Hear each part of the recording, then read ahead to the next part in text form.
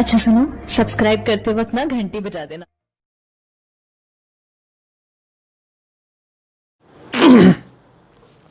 Hello guys, कैसे हैं आप सभी। आपका हमारे YouTube channel chemistry point by doctor CV sir में स्वागत है। आज हम आपको लेक्चर नंबर 3 की बात करेंगे। जैसा कि मैंने आपको प्रीवियस वीडियो में बता दिया है, लेक्चर नंबर 2 में naming of carboxylic acid. Carboxylic acid की नेमिंग कैसे की जाती है उसके मैंने common naming and IPAC naming बताई थी आपको। और उससे पहले जो वीडियो बताई थी वो इंट्रोडक्शन की वीडियो थी कार्बोक्सिलिक, ठीक है। तो आज जो हम बताने के लिए जा रहे हैं, अब बताने के लिए जाएंगे द कार्बोक्सिलिक इन आइसोमेरिम्स, यानी कार्बोक्सिलिक समावयवता कौन कौन सी डिनोट करता है, इस चीज़ को बताएंगे। उससे पहले आपसे एक निवेदन है, यदि आप हमारे चैनल पर नए हैं तो इस चैनल को आप सबसे पहले सब्सक्राइब कर लें, शेयर करें और लाइक करें। कमेंट में बताएं आपको कैसा लग रहा है। यदि आप हाथरस शहर में केमिस्ट्री की कोचिंग ऑनलाइन या ऑफलाइन लेना चाहते हो तो हमसे कांटेक्ट कर सकते हैं। मेरा नंबर, व्हाट्सअप नंबर और वो सब कुछ दिया हुआ है, वहाँ से कांटेक्ट कर सकते हैं। Class 11, 12 and BSc and MSc किसी भी क्लास के लिए आप ऑनलाइन और ऑफलाइन कोचिंग के लिए हमसे कांटेक्ट कर सकते हैं। तो देखिए, अब बात करते हैं the isomerisms of monocarboxylic acid. Isomerisms of monocarboxylic acid.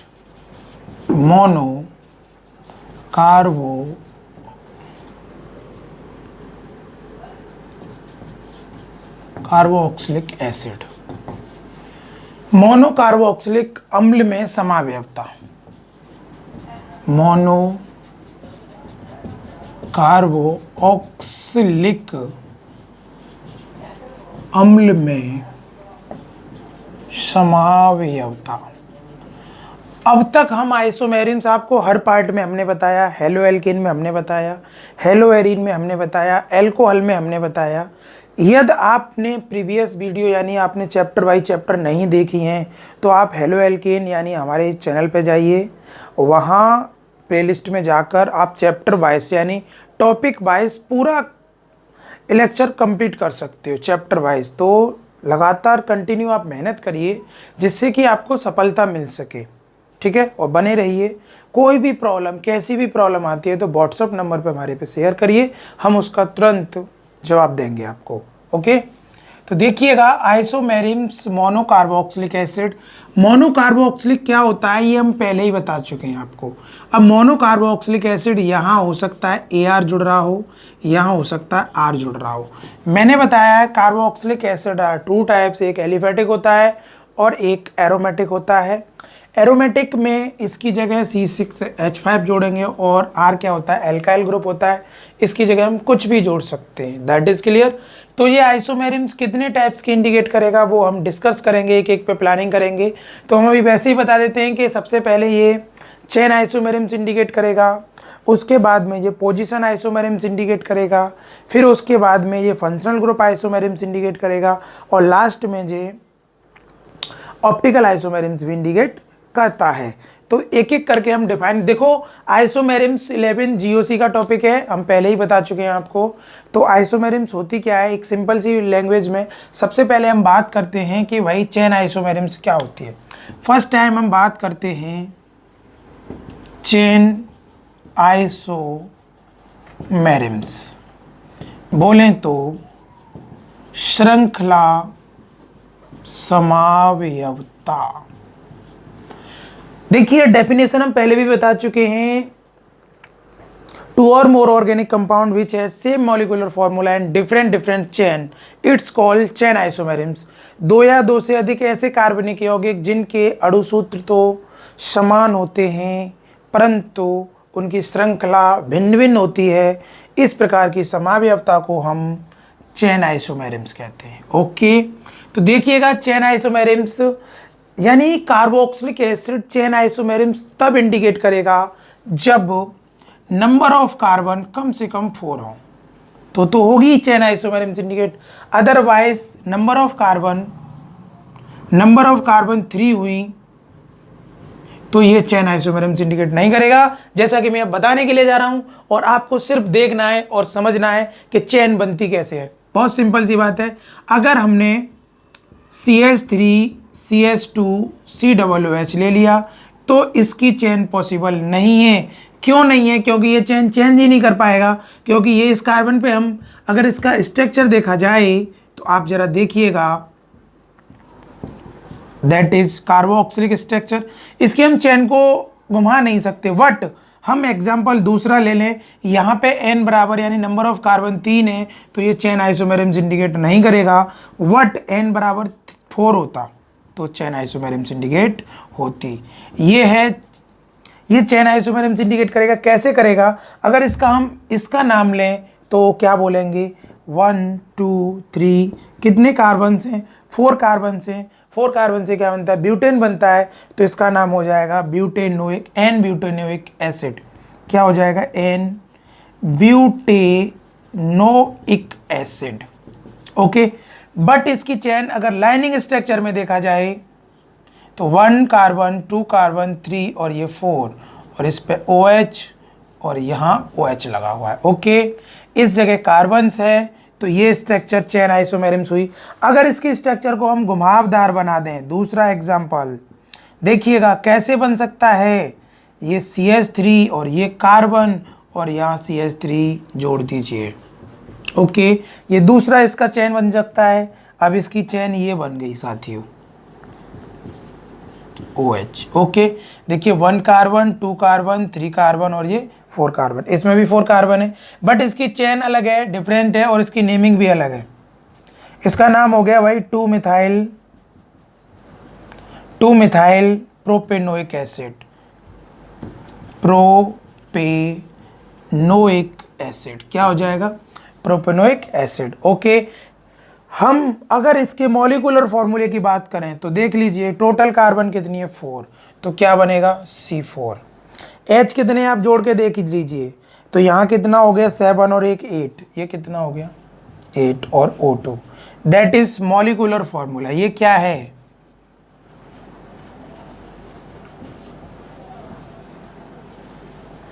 हमने डेफिनेशन का क्या बताई चेन आइसोमेरिज्म की? 2 या 2 से अधिक, यानी 2 या 2 से अधिक ऐसे कार्बनिक यौगिक जिनके अणु सूत्र तो समान हो परंतु चेन अलग अलग हो, उसे क्या बोलते हैं हम? Chain isomerism. क्या बोलते हैं? Chain isomerism. आई होप ये बात आपको क्लियरली समझ में आ गई होगी। दूसरे एग्जाम्पल की ये बात करें अब हम, तो बहुत सिंपल है। तो यहाँ से आप खुद एल्केन की हाइड्रोजन आप काउंट कर सकते हो। अगर मैं यहाँ बात करूँ C5H10O2, that is molecular formula. इसका स्ट्रक्चर फॉर्मूला देखिए, CH3 CH2 CH2 CH2 COOH। पहला हो गया N पेंटेनोइक एसिड, इसको बोलेंगे N पेंटेनोइक एसिड। अगर इसकी चेन बना ली जाए तो ये बनेगी 1 कार्बन 2 3 4 और यहाँ पे डबल बॉन्ड और ये OH। ओके, अगर इसकी चेन को अगर घुमावदार बना दिया जाए किसी कार्बन पे जोड़ दें से, no problem. CH3 CH2 carbon के 4 हो गई और यहाँ जोड़ दो फंक्शनल ग्रुप। इसकी नेमिंग अलग हो जाएगी और इसकी नेमिंग बनेगी 1 2 3 4, यानी 3 methyl butanoic acid, butanoic acid. Simple सी बात है कि भाई ये बताइए चेन आइसोमेरिज्म क्या होती है। अब तक हमारा ये शायद 6ठी बार टॉपिक है आइसोमेरिज्म में। चेन आइसोमेरिज्म क्या होती है? 2 या 2 से अधिक ऐसे कार्बनिक यौगिक जिनके अणु सूत्र तो समान होते हैं परंतु चेन भिन्न भिन्न होती है, उसको हम बोलते हैं chain isomerism. 2 or more organic compound which has same molecular formula and different chain, it's called chain isomerism। These are example given दिए हुए हैं, इसका आप स्क्रीनशॉट ले लीजिए और बार बार समझिए इन चीज़ों को क्योंकि ये बाद में काम आने वाली हैं। स्क्रीनशॉट लो। अब मैं आपको बताऊंगा पोजीशन आइसोमेरिज्म। पोजीशन आइसोमेरिज्म क्या होती है तो देखिएगा जरा।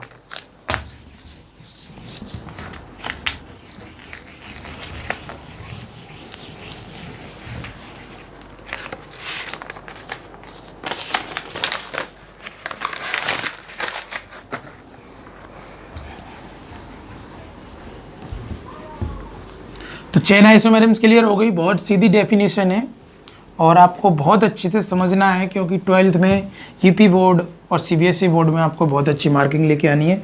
आप बस बने रहिए लास्ट तक और मेहनत करिए। बस मेहनत करोगे सफलता मिलेगी, एक दिन जरूर मिलेगी, ये मेरी गारंटी है। तो अब बात करते हैं हम पोजीशन आइसोमेरिम्स लेक्चर, ये मतलब 2 पॉइंट है हमारा, पोजीशन आइसोमेरिम्स।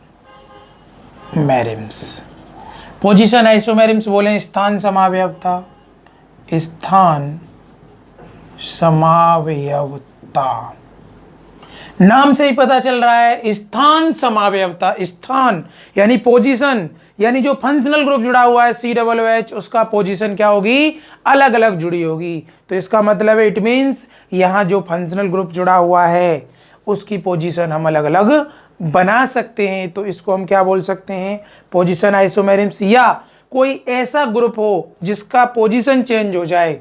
हमने बताया था आपको क्लासिफिकेशन में, वहाँ पे एक लास्ट में बताया था ये सब्स्टिट्यूट कार्बोक्सिलिक एसिड भी डिनोट करता है। तो हमने यहाँ पे आज बताएंगे आपको इसको हम कौन सी आइसोमेरिम्स में इंडिकेट करता है, ये पोजीशन आइसोमेरिम्स में इंडिकेट करता है। बहुत सिंपल सी बात आप समझने की कोशिश करेंगे। पोजीशन में क्या होगा, यानी 2 or more organic compound which has same molecular formula and functional group attach different carbons, different position, it's so position isomerisms. 2 या 2 से अधिक ऐसे कार्बनिक यौगिक जिनके अणुसूत्र तो समान होते हैं परंतु फंक्शनल ग्रुप की जो पोजीशन होती है वो डिफरेंट होती है। ओके, तो अगर हम यहाँ क्लोरोबेंजीन यानी क्लोरोबेंजोइक एसिड ले लें, जरा आप समझने की कोशिश करिए। ये Cl है और यहाँ COOH जुड़ा हुआ है। अगर इसके मॉलिक्यूलर फॉर्मूले की बात करें, इसके मॉलिक्यूलर फॉर्मूले की बात करें, मॉलिक्यूलर फॉर्मूला, मॉलिक्यूलर फॉर्मूला का मतलब होता है अणुसूत्र। क्या होता है, अणुसूत्र। तो इसका अणुसूत्र क्या है आप जनरली समझने की कोशिश करेंगे। टोटल कार्बन कितनी है, 7 कार्बन है, तो C7। ओके, अब H कितनी है, 5, H5O2Cl। दिस इससे भी ना लिख पाए तो आप को इसको हम ऐसे लिख सकते हैं C6H4Cl COO। इसको आप जोड़ लीजिए, टोटल कंप्लीट पता चल जाएगा। क्योंकि ये दोनों ग्रुप तभी जुड़े होंगे, इस बेंजीन का जो फॉर्मूला होता है वो होता है C6H6। एक हाइड्रोजन यहाँ से रिमूव हुआ तो 5 रह गए, एक यहाँ से भी हट गया तो 4 रह गए। ओके, तो ये कौन सी आइसोमेरिम्स इंडिकेट करने के लिए जा रहा है, पोजीशन आइसोमेरिम्स। गौर से ध्यान दीजिए, समझने की कोशिश करिए। अभी ये पोजीशन कौन से पर है, अगर हम बात करें पोम, मैं पहले बता चुका हूँ पोम 1 2 3, पैरा ऑर्थो मेटा, ये पैरा होता है, ये ऑर्थो होता है, ये मेटा होता है। ओके, तो इसकी अगर हम नेमिंग लें तो इसको बोलेंगे ortho carboxy, ortho carboxy. Okay, chlorobenzene, ortho carboxy chlorobenzene, chlorobenzene. Okay, अगर इसकी हम पोजीशन चेंज कर दें, क्या कर दें, पोजीशन चेंज कर दें, तो क्या नेमिंग होगी, जरा समझने की कोशिश करिए। सिर्फ हमें पोजीशन बदलनी है, COOH। ओके, तो अब ये कौन से नंबर पे, 1 2 3, तो इसको हम क्या बोलते हैं भैया, मेटा। तो ये मेटा पोजीशन पे क्या बोलेंगे, मेटा कार्बोऑक्सी, इसका नाम होगा मेटा कार्बोऑक्सी क्लोरोबेंजीन, क्लोरोबेंजीन।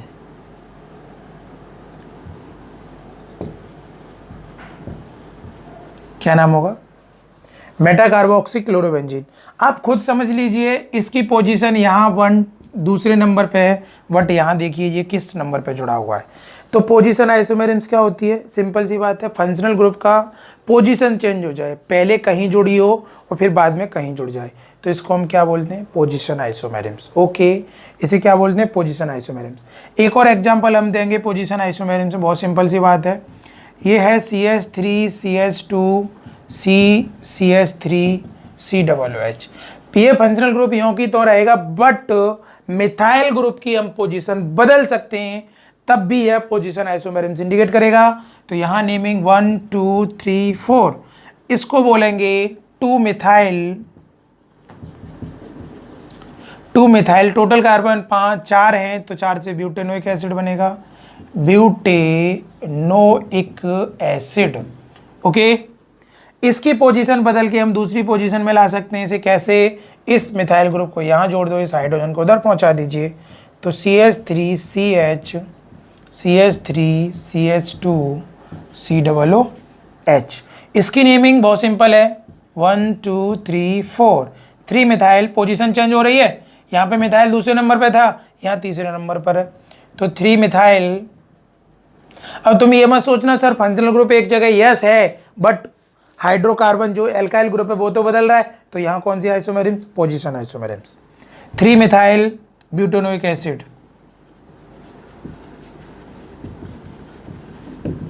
आई होप ये बात क्लियर हो गई होगी। पोजीशन आइसोमेरिम्स में क्या होता है? पोजीशन अलग अलग होती है।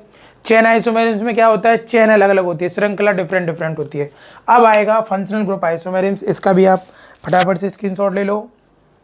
अब हम बताएंगे आपको functional group आइसोमेरिम्स, point number 3।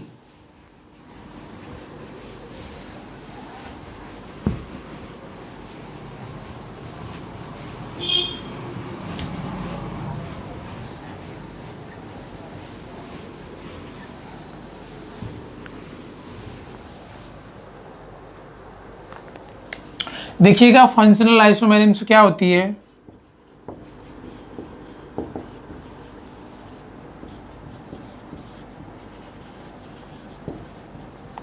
Functional आइसोमेरिम्स यानी क्रियात्मक समावयवता।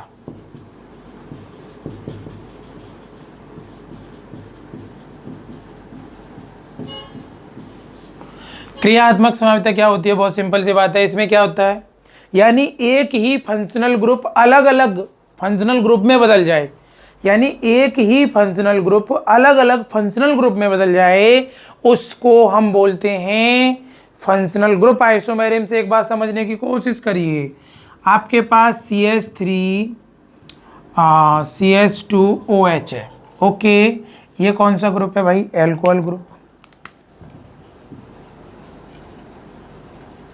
Alcohols group. अगर इसका मैं मॉलिक्यूलर फॉर्मूला लिखूं तो C2H6O बनेगा, ओके ना, सिंपल सी बात है। अब जहां एल्कोहल ग्रुप होता है वहां एल्कोहल एक तो ईथर में कन्वर्ट हो जाता है और दूसरा एल्कोहल में कन्वर्ट होता है, ओके। तो ये ईथर में भी कन्वर्ट हो जाएगा। ईथर क्या होगा? CH3O CH3। समझ में आ गई होगी बात, ठीक है ना। इसी तरीके से अगर हमारे पास कार्बोक्सिलिक एसिड है, जैसे फॉर एग्जांपल समझने की कोशिश करिए, एक कार्बन पे ये आइसोमेरिम्स इंडिकेट नहीं करेगा, ये 2 कार्बन पर करेगा, तो देखिए कैसे करेगा, जरा समझने की कोशिश करिए। हमारे पास मॉलिक्यूल यानी ये है CH3COOH, ओके। अभी फिलहाल जहां कार्बोक्सिलिक ग्रुप होगा, कार्बोक्सिलिक ग्रुप यानी ये COOH, तो ये 2 ग्रुप बनाएगा। एक तो कार्बोक्सिलिक ग्रुप है ये कार्बोक्सिलिक ग्रुप Gp, और दूसरा बनाएगा एस्टर ग्रुप। कौन सा बनाएगा? Ester group Gp, okay. Simple सी बात है, एक बात समझ लो, यही समझा देते हैं इस चीज को।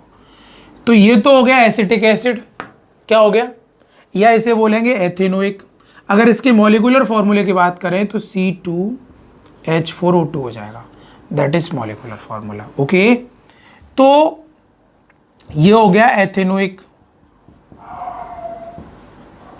एथेनोइक एसिड, या कॉमन नेम लें तो एसिटिक एसिड, क्या हो जाएगा? Acetic acid. बट अगर इसे हम चेंज करें HCOOCH3, अब क्या हो गया? एस्टर बन गया। क्या बन गया? एस्टर, ओके, एस्टर बन गया। इसका नाम क्या होगा? ये एस्टर ग्रुप क्रिएट हो गया। यहाँ कौन सा ग्रुप क्रिएट हो गया? एस्टर। इसे बोलेंगे मेथ। देखिए एस्टर ग्रुप की जो नेमिंग होती है, यानी RCOOR जो होती है, इसकी नेमिंग होती है एल्किल मैथेनोएट, एल्केनोएट, एल्केनोएट क्या होती है? मैथिल एल्केनोएट। तो अगर हम इधर बात करें तो ये मिथाइल है, तो क्या होगा? मिथाइल। एक कार्बन है तो क्या होगा, मैथेनोइट, क्या होगा, मैथेनोइट, मैथेनोइट। ओके, इसी तरीके से अगर हमारे पास ये होता CH3COOH, अगर इसकी नेमिंग बनाओगे तो क्या होगा, वही सिंपल सी बात है, ये जरा समझें। तो 3 कार्बन से, 3 कार्बन से क्या बनेगा, propanoic, propanoic acid, propanoic acid. अगर इसको हम ऐसे कर दें CH3COO CH3, अब ये कौन सा ग्रुप है, ये तो कार्बोक्सिलिक ग्रुप दिखा रहा है COOH, बट ये दिखा रहा है ROR, RCOOR एस्टर ग्रुप। तो क्या नाम होगा, मैंने नेमिंग बताई अभी, क्या होती है, एल्किल एल्केनोइड। तो एल्काइल यानी मिथाइल, मिथाइल। अब कितनी कार्बन है भाई, 2 कार्बन, क्या हो जाएगा, एथेनोइट, एथेनोइट। ओके, आई होप ये बात भी क्लियर हो गई होगी। इसका फटाफट से स्क्रीनशॉट लो, थोड़ा इंक डाल लेते हैं मार्कर में क्योंकि इंक गड़बड़ कर रही है। देखिए, पढ़ने का मन बना लीजिए बस, और कंटिन्यू मेहनत करिए, जब तक पेपर आएंगे तब तक ये पूरा सिलेबस कंप्लीट हो जाएगा आपका, और बहुत अच्छे से रिवीजन भी होगा 2-2 3-3 बार, और प्रैक्टिस पेपर भी कराएंगे हम। वट आप लगातार बने रहिए, सिर्फ एक ही है, आप मेहनत करिए तो आप बहुत कुछ कर सकते हो। तुम्हारे माँ बाप यानी हमारे मम्मी पापा क्यों पढ़ाते हैं, बच्चे की एक अच्छी जॉब या कोई अच्छी बिजनेस करे, इसीलिए पढ़ाते हैं, ठीक है ना। तो आपको उन्होंने जो आप पर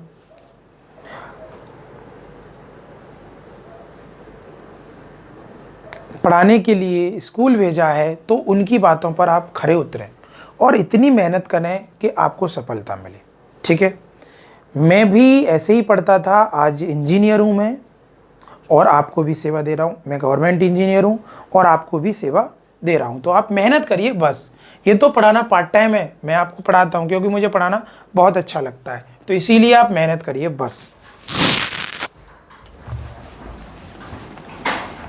तो ये बात क्लियर हो गई हमारी कि हमें क्या क्या करना है। तो तीसरा पॉइंट हमारा क्लियर हो गया। इसके बाद नेक्स्ट पॉइंट की बात करेंगे अब हम। फंक्शनल ग्रुप आइसोमेरिम्स बिल्कुल क्लियर हो गई। इसके बाद ये लास्ट आइसोमेरिम्स होगी और उसको अब कंप्लीट करते हैं। तो देखिए, फंक्शनल ग्रुप आइसोमेरिम्स जो अभी बताई, इसमें एक आधा एग्जाम्पल और देख लेते हैं।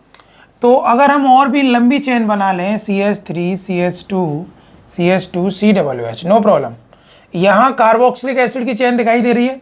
अगर इसके मॉलिक्यूलर फॉर्मूले की बात करें तो कार्बन 1 2 3 4, तो यानी C4H8O2 हो जाएगा, दैट इज मॉलिक्यूलर फॉर्मूला। अब इससे एक चेन ये बन गई और दूसरी चेन में बनाने के लिए जा रहा हूँ। आप कहीं पे भी आगे पीछे जोड़ दीजिए, CH3 CH2 COO CH3।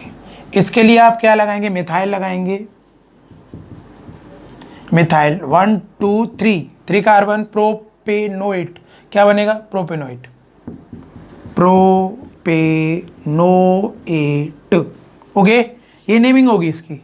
आई होप ये बात आपको क्लियर समझ में आ गई होगी। लास्ट आइसोमेरिम्स है ऑप्टिकल आइसोमेरिम्स, मैं पहले भी बता चुका हूँ। ऑप्टिकल आइसोमेरिम्स केवल वही इंडिकेट होगी जहां एक एसिमेट्रिक कार्बन हो। एसिमेट्रिक कार्बन बोला हमने, यानी असममित कार्बन परमाणु हो, यानी ऐसा कार्बन एटम्स हो जिसकी चारों वैलेंसी अलग अलग एटम से बैलेंस हो, ठीक है। वो जो आइसोमेरिम्स इंडिकेट होगी, वो कौन सी आइसोमेरिम्स इंडिकेट करेगी, ऑप्टिकल आइसोमेरिम्स। ओके, ऑप्टिकल आइसोमेरिम्स वही इंडिकेट होगी जहां कार्बन एसिमेट्रिक्स होनी चाहिए या असममित कार्बन होनी चाहिए। और असममित कार्बन क्या होती है, कार्बन की जब चारों वैलेंसी अलग अलग एटम से बैलेंस होती हैं, उसको बोलते हैं हम एसिमेट्रिक कार्बन। तो देखिए, ऑप्टिकल आइसोमेरिम्स क्या होती है,